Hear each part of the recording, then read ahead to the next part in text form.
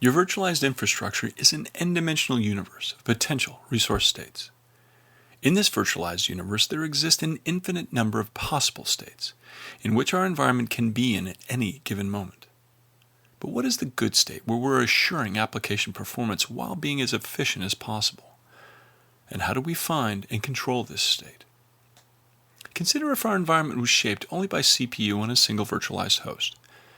We know we want this host to be in a state where we are assuring performance while also being as efficient as possible. Let's say the state is somewhere in this range.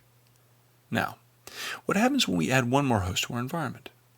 Our environment has become two-dimensional, where the good state is now defined by the intersection of the good states of CPU for each host. And such a desired state for our infrastructure has shrunk compared to the number of potential states in which it could be.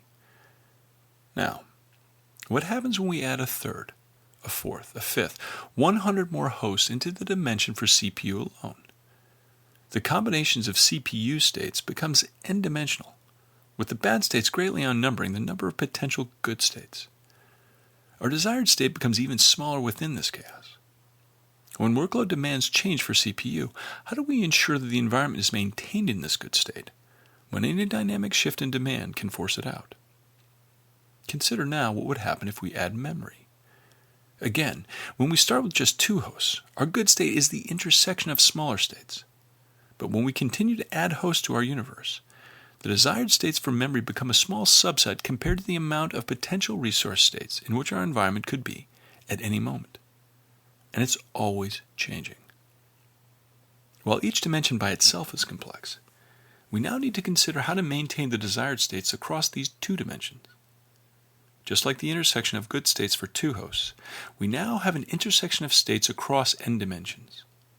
A place where CPU and memory are both converged and controlled across all hosts.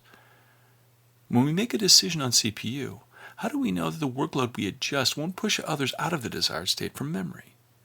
And if we make a decision for memory, how do we make sure we don't push CPU into one of the bad states?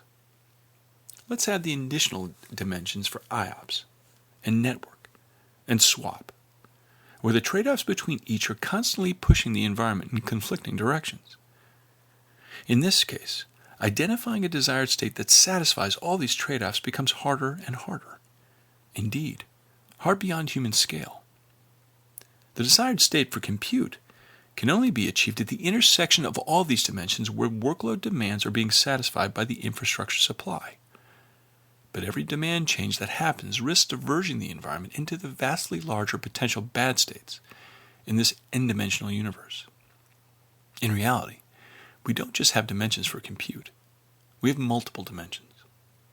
Consider what the desired state would look like for hybrid cloud and decisions to move workload off or on premise, or the desired state for storage, or such a desired state for network and for workload, and the desired state to satisfy quality of service goals for the workloads.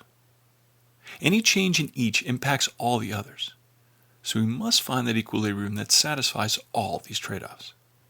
Everything added to our environment expands our universe exponentially, making the potential desired states smaller and smaller.